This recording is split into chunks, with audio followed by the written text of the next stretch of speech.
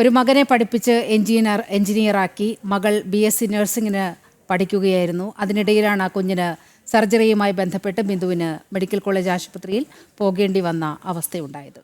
Medical കോളേജിലെ കെട്ടിടം തകർന്ന സംഭവത്തിൽ ഉത്തരം മുട്ടി മന്ത്രി വീണ ജോർജ്.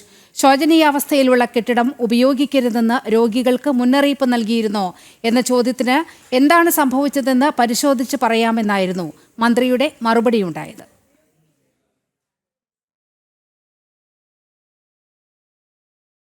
അല്ല, അത് അടച്ച ബ്ലോക്കാണ് എന്നുള്ളത് തന്നെയാണ്. ഒരു അടഞ്ഞ് ആ ബ്ലോക്ക് ഉപയോഗിക്കുന്നില്ല, അടച്ചിട്ടിരുന്നൊരു ബ്ലോക്കാണെന്നുള്ളതാണ് പ്രാഥമികമായിട്ടുള്ള ഇൻഫർമേഷൻ. അല്ല,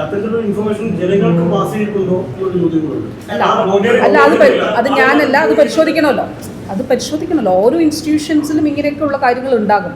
അപ്പോൾ ആ ഇൻസ്റ്റിറ്റ്യൂഷനിൽ എന്തൊക്കെ നടപടികൾ സ്വീകരിച്ചിട്ടുണ്ട്, ഇപ്പോൾ ഇവിടെ ഇതിലെന്ത് നടപടി സ്വീകരിച്ചിട്ടുണ്ട് എന്നുള്ളത് തീർച്ചയായിട്ടും അത് പരിശോധനയിൽ നമുക്ക് കാണാം. അപ്പോൾ ആ ഇൻഫർമേഷൻ അത് ആ രീതിയിൽ നൽകിയിട്ടുണ്ട്. അത് എങ്ങനെ നടപടി സ്വീകരിച്ചു എന്നുള്ളത് നമുക്ക് അന്വേഷണത്തിൽ കാണാം.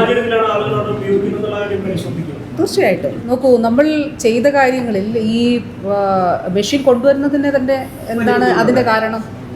അത് ആരെങ്കിലും അതിൽ അകപ്പെട്ടിട്ടുണ്ടെങ്കിൽ രക്ഷിക്കുന്നതിന് വേണ്ടിയിട്ടാണ്. കെട്ടിടാവശിഷ്ടങ്ങൾ മാറ്റുക മാത്രമാണെങ്കിൽ അത് പിന്നീട് ചെയ്യാവുന്ന ഒരു കാര്യമാണല്ലോ.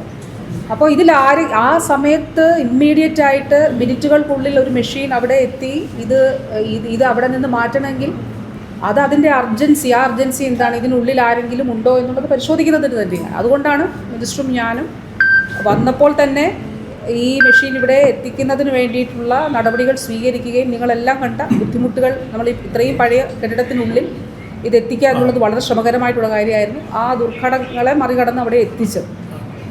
ഈ റെസ്ക്യൂ നടക്കുന്ന സ്ഥലത്ത് ഈ ചെയ്തുകൊണ്ടിരുന്നപ്പോൾ ഞങ്ങൾ അവിടെ ഉണ്ടായിരുന്നില്ല. കാരണം ഞങ്ങൾ ഇപ്പുറത്തായിരുന്നു ഉണ്ടായിരുന്നത്. അതോടൊപ്പം ഇപ്പുറത്തെ ബ്ലോക്കിലും എത്തിയിരുന്നു, കാഷ്വാലിറ്റിയിൽ പോയിരുന്നു, മുറിവേറ്റവരെ കണ്ടിരുന്നു. അപ്പോൾ ആ സമയത്ത് തീർച്ചയായിട്ടും ആരെങ്കിലും അതിൽ അവിടെ ഉണ്ടോ, കുടുങ്ങി കിടപ്പുണ്ടോ എന്നുള്ളത് പരതുന്നതിന് തന്നെയാണ്, അന്വേഷിക്കുന്നത് തന്നെയാണ് അത് കൊണ്ടുവന്നത്. അല്ലെങ്കിൽ അപ്പോൾ അത് കൊണ്ടുവരേണ്ട കാര്യമില്ല.